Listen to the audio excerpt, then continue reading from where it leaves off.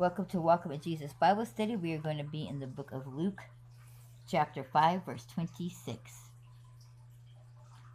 And they were all amazed, and they glorified God, and were filled with fear, saying, We have seen strange things today. And I'm going to repeat that. And they were all amazed, and they glorified God, and they were filled with fear, saying, We have seen strange things today. The miracles that Jesus put upon the people, the healing of the lame man was amazing in the eyes of the onlookers. And Jesus' words by which he claimed authority to forgive sins were also astonishing to all, and very angering to the scribes and the Pharisees. But Jesus powerfully proved his authority to forgive sins, but mainly were more focused on the physical healing than on the spiritual healing that had taken place. The Pharisees were very mad because he not only spoke with authority, he was letting them know who he was. The Pharisees just thought they was above all people because they pushed out the law of Moses, because they knew the law of Moses. They themselves thought they was the law of Moses.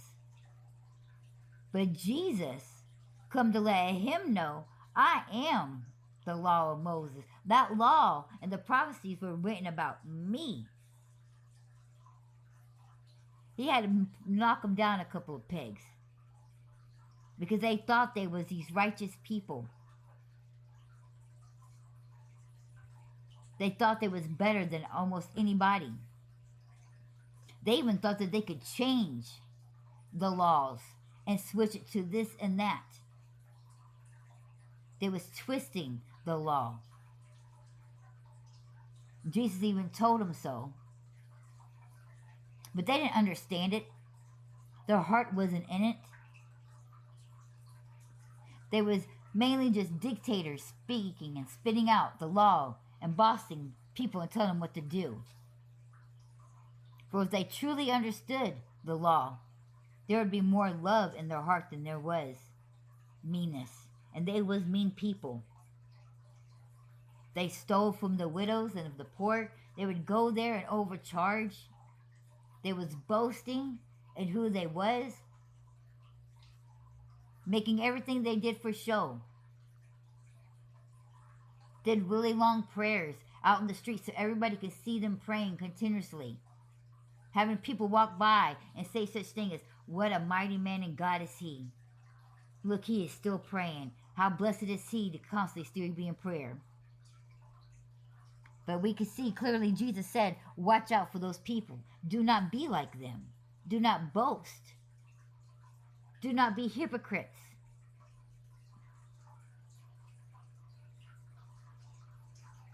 Man, with the world and how it's acting now, with everything about me, they have made it to where it's no longer a society and people being there for people. They have separated us and made it to where we don't even go out and do block barbecues no more.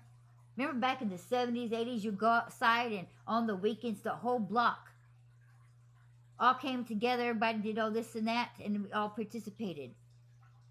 If your kids was outside playing, the mother who was at home or maybe didn't walk with her be like, don't make me tell your mama what you doing. And the kids would act right. People knew each other.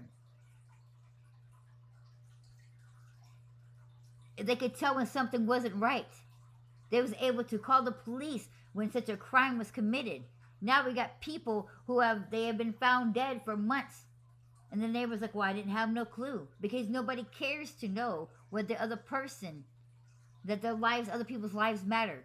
It's just that their lives matter. Or they like to protest and say, oh, all these lives matter. But in reality, nobody really cares about nobody else's lives but their own. They like to say things like that to save face, to act like that. Such thing as politically correct is no difference than being a Pharisee, a grammar Nazi. They put too much forth effort into putting out these words and this law that they're not even caring actually about the people and the people who they're talking about. Because they don't really care. They just care about looking like correct in front of people. They just care about being, look at me. Look what I have done. With all this technology, man, being a human is disappearing just as much as common sense have. That all they care about is the social media. Me, look at me, follow me. Look at my platform. Look what I can do. Everybody is out here acting like Stuart. Look what I can do. Look what I can do. And most of them are annoying, bratty people, just like that little kid on Saturday Night Live, that Stuart dude I was talking about. If you don't know what that is, sorry. Guess you know a little bit. I have no clue. Maybe I'm speaking my age. I don't know. But that's what everybody's coming to. That's what everybody's acting like. Nobody's actually giving a really care about other people. That if God was to come down and do all these miracles, man, how it would get twisted. How it would get twisted. I mean, back in those days, it was hard. In the Bible times, it was already hard without them twisting it and taking and making them become that they must be a god. The angel Michael fought the devil over Moses' body because if they knew where his body was, those people would begin to worship and place Moses as in the situation of being God instead of God doing all those things. That's why God had to keep his body hidden from people.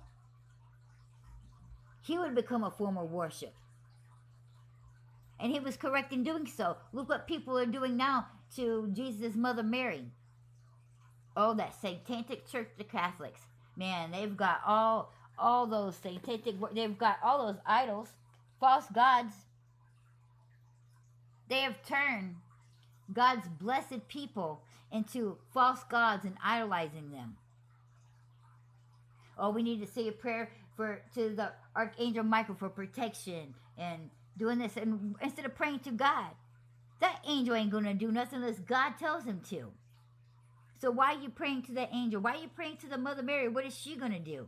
She can't do nothing. She's not sitting up in heaven and say, well, God, you know, she's not his secretary. But that's what's wrong with people. They're not going to God themselves. They're relying on other people. They're relying on the fact that their grandmother goes to church every day and says prayers for them, that they think that they don't have to get and seek God for themselves. We are called to intercede for other people, meaning that we need to pray for them, not pray to them. And a lot of religions and churches have got it twisted, thinking that interceding means to pray to them. No, you need to pray for them, not to them. They've gotten it twisted and gotten it wrong.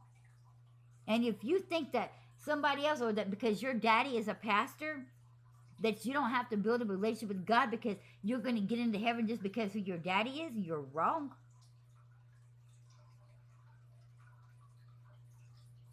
God has to know you personally. This is an intimate relationship. And if you don't have no intimacy with God, he's not going to know you. He's not going to claim you. You cannot rely on other things, and that's what people are too busy doing, relying on other things instead of doing things for themselves. That preacher is not going to build a relationship with God for you.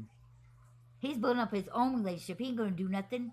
He's just there to guide you in the Word. You're supposed to be in the Word for yourself, but you're supposed to gather to church and to Bible studies so that everybody can get a better understanding of what they are reading. But you're also supposed to read it for yourself. Everybody can join in.